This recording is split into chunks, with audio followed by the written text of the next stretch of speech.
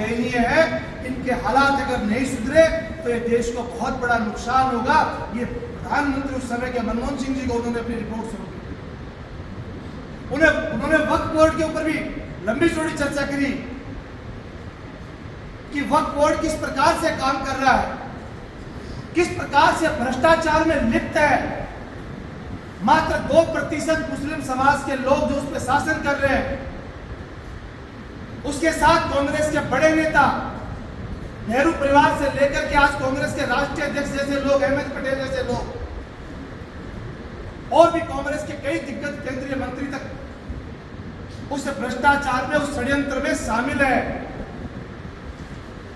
100 करोड़ की जमीन जिसका साल का भाड़ा 1 करोड़ 50 लाख होना चाहिए, 10-20 लाख होना चाहिए, मात्र 1 रुपया महीने के अंदर फर्जीवाड़ा करके, क्योंकि किसी के प्रति जवाबदेही है ही नहीं उन लोगों की, क्योंकि बोलने वाला ही नहीं है। 95-96% मुसलमान आज कोई टायर पंचर लगा रहा है, कोई दाढ़ी कटिंग कर रहा है, कोई चाय का ढाबा लगा रहा है, कोई बूट पॉलिश कर रहा है, कोई ड्राइविंग कर रहा है। ये डेवलपमेंट हुआ है हमारा। उनको तो किसी बात का मतलब ही नहीं। अभी हमारे साथी कह रहे थे यूपी से आते हो, कुरान तो हमने कभी पढ़ी नहीं। कुरान अगर पढ़ लेगा मुस्लिम समाज तो सारी समस्या खत्म हो जाएगी। कोई आएंगे कह देंगे हिंदू मार देंगे, बीजेपी वाले मार देंगे। अरे भैया, जहां जहां बीजेपी का शासन है 20 साल में कोई चैलेंज कर दे, वहां एक दंगा भी हुआ है क्या? सुना कभी गुजरात में दंगा हुआ? सुना कभी मध्य प्रदेश में दंगा हुआ? दंगे कहां हो रहे हैं? जहां कांग्रेस का शासन है वहां दंगे होते हैं भाइयों। कब समझ में आएगी ये बात? गुजरात में 2002 के बाद में एक दंगा बता दो, और 2002 से पहले की स्थिति ये थी कि अगर सूरत का व्यापारी अहमदाबाद जा रहा है तो वो टेलीफोन करके पता करता दूसरे व्यापारी से कि कहीं आज धारा 144 और कर्फ्यू तो नहीं लगा हुआ है। ऐसी स्थिति महीने में 10-10 बार दंगे होते थे। और जब दंगे होते हैं तो कोई एक साइड के लोग नहीं मरते, दोनों साइड के लोग ही मरते हैं, दोनों साइड के लोगों का ही नुकसान होता है। उस सच्चर कमेटी की रिपोर्ट को आज मैं मनमोहन सिंह जी को बहुत स्पष्ट शब्दों में सत्तर साहब ने कहा कि वक्फ बोर्ड का जो इनकम आनी चाहिए वो उस जमाने में 2006 के बाद आज तो वो और ज्यादा 10 गुना हो गया होगा। वो लगभग 1200 करोड़ रुपए 2006 के अंदर अगर वक्फ की प्रॉपर्टियां ठीक से इस्तेमाल हो जाए, ठीक से उनको रख रखाव हो जाए, जो उनके मुतल्लिब है वो उनको ठीक से संभाल ले, तो 1200 करोड़ रुपया सालाना इनकम वक्फ बोर्ड से आ जाए। मगर सुकरण जी बता रहे थे मात्र 162 करोड़ रुपया सालाना आ रहा। उस 162 करोड़ में भी कितने ही झोल अलग से आ जाते हैं। और उसके बाद सच्चर कमेटी की रिपोर्ट को पूर्ण रूप से बंद करके छोड़ दिया जाता है। और 2013 के अंदर वक्त एक संशोधन अधिनियम लाते हैं। मनमोहन सिंह जी के नेतृत्व में पता था कि तुम सरकार से जाने वाले हो, और ऐसे उसमें आमूलचूल परिवर्तन करके उन 2-5% लोगों को इतने अधिकार दे दिए जाते हैं कि आपके खिलाफ किसी भी प्रकार की कोई भी कानूनी लड़ाई आपके खिलाफ कोई नहीं लड़ सकता। अगर वक्त के ऊपर किसी को आपत्ति है, चाहे वो हिंदू है, मुसलमान है, ईसाई है, सिख है, सभी के साथ हुए, लेकिन उसमें अधिकतर 90% मुसलमान, वो भी गरीब मुसलमानों के साथ अन्याय हुआ है। वक्त ने अगर किसी के साथ अन्याय किया है तो सबसे ज्यादा 90% मुसलमान भाइयों के साथ किया। जैसा कि मेरे पूर्व वक्ता बता ही रहे थे, वक्त का मतलब क्या है? अगर मेरी प्रॉपर्टी है, मेरे नाम से है, और मेरे पीछे मेरा कोई वारिस नहीं है, तो मैं उस वक्त को देकर के जाऊंगा, वक्त बोर्ड को देकर के जाऊंगा, और वक्त बोर्ड को मालिकाना हक नहीं देके जा रहा हूं। वक्त बोर्ड को मालिकाना हक नहीं देके जा रहा हूं, वो उसकी रख रखाव के लिए, संभाल के लिए देके जा रहा हूं। उस जमीन से, उस प्रॉपर्टी से जो इनकम हो वो मेरे समाज के यतीम बच्चे, गरीब बच्चे पढ़ाई लिखाई करें, गरीबों को निःशुल्क चिकित्सा मिले, विधवाओं को नौकरियां मिले, उनको दोबारा घर बसाने के अवसर प्रदान करें। इस प्रकार की सुख सुविधाएं देने के लिए जमीनों को, प्रॉपर्टियों को वक्फ करते हैं दानदाता। लेकिन इन्होंने क्या कहा? इन्होंने 2-5% मुल्ले मौलवियों ने और जो मुतल्लिम उसके बने हुए जो चौकीदार हम कहते हैं, वो चौकीदार ही सबसे बड़े चोर हो गए।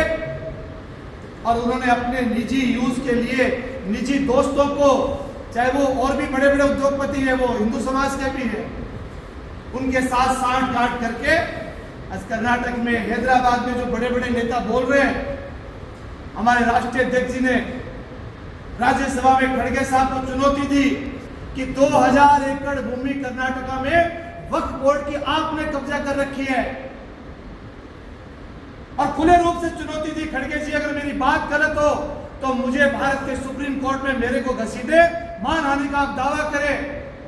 अगर आप सच्चे व्यक्ति हैं तो मेरे खिलाफ मानहानि का दावा करें। उस दिन के बाद में मानहानि का दावा करे कहां?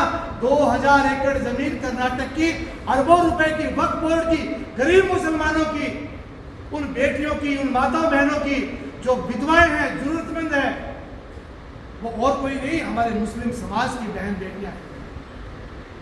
उनको बसाने के लिए जो जमीनें काम आनी चाहिए, युवाओं को शिक्षित करने के लिए जो जमीनें काम आनी चाहिए, वो सारी की उनमें 2000 एकड़ जमीन कांग्रेस के राष्ट्रीय अध्यक्ष ने दबा रखी है। ये लड़ाई मुसलमानों के लिए नहीं लड़ रहे ये लोग।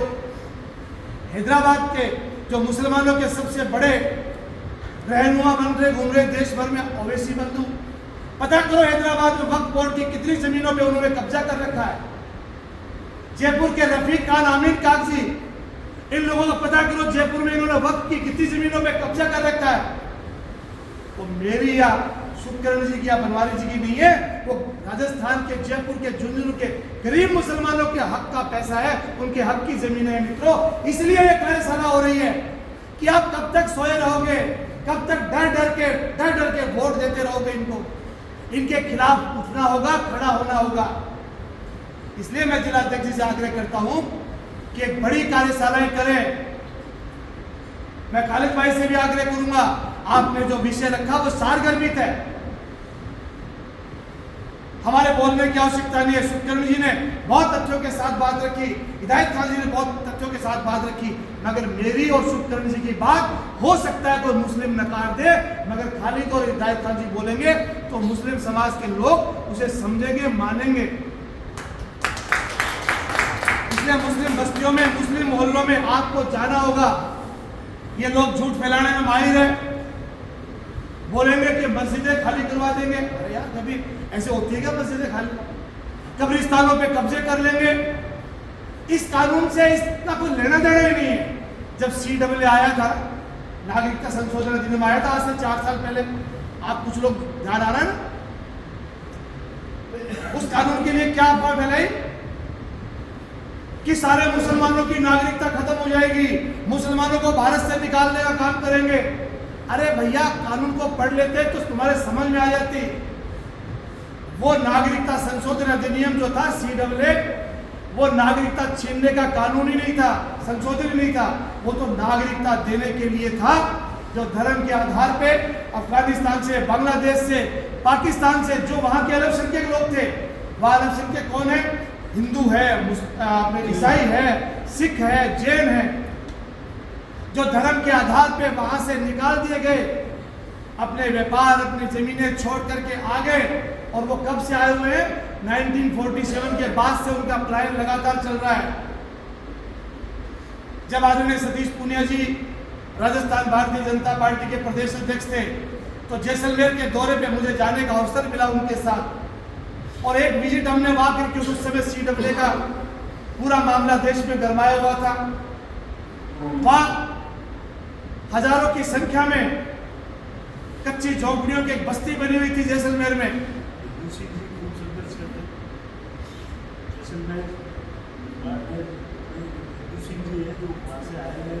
हाँ, तो वो कच्ची बस्तियों में हमने जब हालात देखे तो उनमें अधिकतर SC वर्ग के लोग थे, बाकी जातियां भी थी। उन लोगों की इतनी दयनीय हालत थी कि ना उनके पास जमीन लेने का अधिकार, ना शिक्षा लेने का अधिकार, ना सरकारी योजनाओं का लाभ लेने का अधिकार, ना निजी व्यापार करने का अधिकार। अगर किसी के नौकरी कर रहे हैं, उन्होंने तनख्वाह देने से मना कर दिया तो कहीं भी वो चुनौती नहीं दे सकते, क्योंकि उनके पास देश की नागरिकता नहीं। क्या ऐसे लोगों को हिंदुस्तान में नागरिकता मिलने का अधिकार नहीं है? और उसके इतना बड़ा झूठ फैला करके देश में दो वर्गों को आपस में लड़ाने का काम किया, शाहीन बाग जैसा एक बहुत बड़ा आंदोलन खड़ा कर दिया। और आज 4 साल में मैं यहाँ मुस्लिम समाज के और हमारे पार्टी के और भी लोग बैठे हैं, क्या किसी एक भी मुसलमान को CAA की वजह से दिक्कत आई है क्या? हाँ, जरूरतमंद को लाभ जरूर मिला है। ऐसे जब कृषि को लेकर के, कृषि सुधार को लेकर के 3 कानून प्रधानमंत्री जी लेकर के आए, तब भी पूरे देश भर के अंदर नैरेटिव बनाने का काम किया, विदेशी ताकतों के साथ मिलकर के षड्यंत्र करके उन कानूनों को वापस करवा करके किसानों का इतना बड़ा नुकसान किया इन लोगों ने। मित्रों, इन बातों की चर्चा मैं इसलिए कर रहा हूं कि जिन लोगों से हमारी लड़ाई है, जिन लोगों से हमारा वैचारिक मतभेद है, वो लोग झूठ बोलने में बहुत बड़े मास्टर हैं। आपको तो केवल सच बोलना है, लेकिन अपनी जिम्मेदारी को समझते हुए, क्योंकि यह जिम्मेदारी हमारी स्वयं की है और जागरूक मुस्लिम समाज के लोगों की है। वो बताया जाकर के अपने समाज के लोगों के बताया कि लोग किस प्रकार से झूठ बोल रहे हैं। आज पूरे देश भर के अंदर मैं चुनौती देता हूं सभी को कि कोई एक वक्त की संपत्ति बता दे जहां कोई स्कूल बना हो, कॉलेज बना हो, अस्पताल बना हो, जहां मुस्लिमों के, गरीबों के बच्चे पढ़ रहे हो, कोई जरूरतमंद लोग कोई शिक्षा ले रहे हो, चिकित्सा ले रहे हो। आप देखिए गंगानगर हनुमानगढ़ के अंदर सिख समुदाय का खालसा चर्च जो बोर्ड बना हुआ है, वहां का ट्रस्ट बना हुआ है, उससे हजारों स्कूल, विद्यालय, अस्पताल बने हुए हैं। रोजाना लंगर चल रहे, हजारों लोग भूखे बाहर भोजन करते हैं। क्या किसी ईदगाह के बाहर, को मस्जिद के बाहर ये वक्फ बोर्ड वाले कभी किसी को निःशुल्क भोजन करवाते सुना आप लोगों ने? देखा किसी ने गरीब मुसलमानों को, यतीम को, किसी विकलांग को ट्राईसाइकिल देते हुए सुना आप लोगों ने? किसी बहरे को कान की मशीन देते हुए सुना आपने? अरे कितने झूठ बोलेंगे यार, कब तक हम लोग बर्दाश्त करते हैं? मित्रों, इस बात की कार्यशाला है कि हमें झुंझुनू जिले के गली गली, कोने कोने में जाकर के ये बातें बताने की आवश्यकता है। और ये कह रहे हैं मोदी जी और भारतीय जनता पार्टी की सरकार मुसलमान समाज के खिलाफ खड़ी है। इस प्रकार का झूठा नैरेटिव वातावरण बनाने का काम ये कांग्रेसी और वामपंथी, ये सपा, ममता, ये सब लोग देश में फैलाने का काम कर रहे हैं। लेकिन अगर आप देखोगे पिछले 11 वर्षों का, तो जितनी भी योजनाएं आई हैं, देश में 15 से 17% मुसलमान हैं। लेकिन अगर आप उज्ज्वला योजना को उठा करके देखेंगे तो लगभग 30% से ज्यादा मुस्लिम बहनों को निःशुल्क सिलेंडर मिले हैं।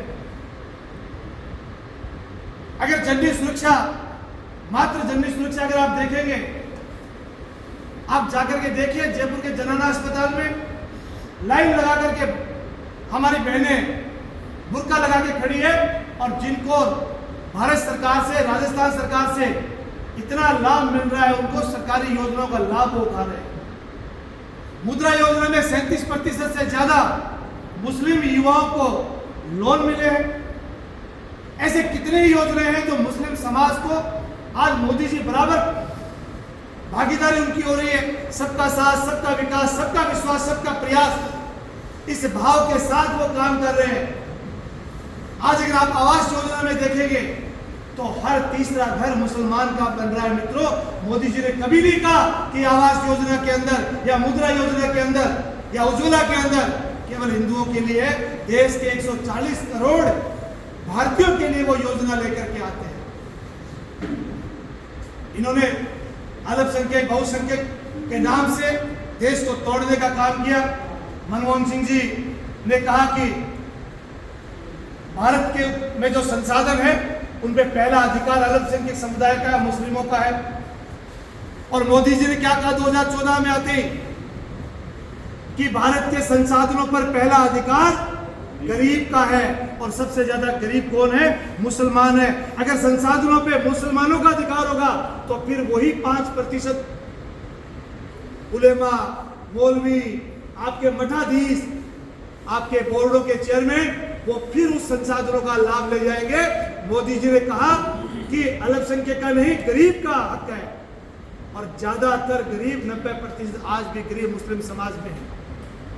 वो हक के लिए लड़ाई लड़ रहे हैं, गरीब मुसलमानों के पसमानदों के लिए, बोरा समाज के मुसलमानों के लिए आज मोदी जी लड़ाई लड़ रहे हैं। मित्रों, आज आपके साथ की सहयोग की आवश्यकता है कि हम सब लोग खड़े हो और इस बिल का समर्थन करें। और जब ये लोग आए, जब ये कांग्रेस वाले वामपंथी लोग आए मोदी जी के खिलाफ भड़काने का काम करें, तो इनको जूते मारो और कहो कि ये जो बिल आया है गरीब मुसलमानों के पक्ष का है। आप देखना 2-3 साल रुक जाओ आप, जब ये सारी प्रॉपर्टियां इनके हलक से निकाल करके भारत सरकार जब गरीब मुसलमानों में बांटने का काम प्रारंभ करेगी, वहां बड़े बड़े स्कूल, कॉलेज, अस्पताल बनेंगे, तब आप देखना कैसे मुस्लिम समाज का उत्थान होता है और इनसे रोजगार उत्पन्न होंगे, मुस्लिम युवाओं को रोजगार मिलेंगे। और तब आपको पता चलेगा कि इस बिल का, इस संशोधन बिल का ये लोग जो विरोध कर रहे थे, इसलिए विरोध कर रहे थे कि इन्होंने अधिकतर प्रॉपर्टियां स्वयं दबा रखी है। मित्रों, इसलिए मैं जिलाध्यक्ष जी से पुनः आग्रह करूंगा कि आप एक बड़ी कार्यशालाएं करें। मंडल का तमाम कार्यकर्ता, मंडल अध्यक्ष से लेकर महामंत्री और मुस्लिम समाज के अल्पसंख्यक मोर्चे के हमारे जो लोग हैं उन्हें समझाने की आवश्यकता है। अल्पसंख्यक मोर्चा इसलिए नहीं है कि उसे केवल मुसलमानों की भागीदारी भारतीय जनता पार्टी में हो। अल्पसंख्यक मोर्चा इसलिए है कि जब कांग्रेस और वामपंथी भारतीय जनता पार्टी के खिलाफ जब झूठ फैलाने का काम करे, तो अल्पसंख्यक मोर्चे के हमारे भारतीय जनता पार्टी के कार्यकर्ता गांव गली मोहल्ले में जाकर के, मुस्लिम बस्तियों में जाकर के भारतीय जनता पार्टी का पक्ष रख करके उन्हें झूठा साबित करने का काम करे। ये अल्पसंख्यक मोर्चे का काम है। आपको सम्मान से जीने का अधिकार मिले, आपको अच्छे रोजगार मिले, अच्छी शिक्षा मिले, अच्छी चिकित्सा सुविधाएं मिले, और जो आपके पूर्वज, जो अच्छे मुसलमान, जो दानदाता है, जो अपनी जमीनों को, प्रॉपर्टियों को वक्फ करते हैं, उन प्रॉपर्टियों का सही से इस्तेमाल हो, इस बात को लेकर के ये संशोधन लाया गया है। मित्रों, इसलिए हम सबको आज ये संकल्प लेकर के जाना है कि आज के बाद कोई भी मेरे समाज को बरगला नहीं सकता, कोई झूठ बोल के हमारे वोट नहीं ले सकता। मैं निकलूंगा घर से बाहर, खालिद भाई आप कार्यशालाएं करें, मुस्लिम बस्तियों में जाए और भी युवा मुसलमानों को तैयार करके ये पूरा विषय आप रखें, क्योंकि आप मेरी बात से कहीं ज्यादा आपकी बात की वैल्यू ज्यादा हो। कहीं आवश्यकता पड़े तो बनवारी जी को, सुखकरण जी को, सबको लेकर के जाए। हमारे पास अच्छे वक्ता है, अच्छे नेता है, और हम सच के लिए लड़ रहे हैं और वो झूठ के लिए लड़ रहे हैं। बहुत ज्यादा लंबी चौड़ी बातचीत करने की आवश्यकता नहीं है, बहुत सारे विषय थे, लेकिन मैंने किसी विषय को टच नहीं किया, सारी बातें पहले आ चुकी थी।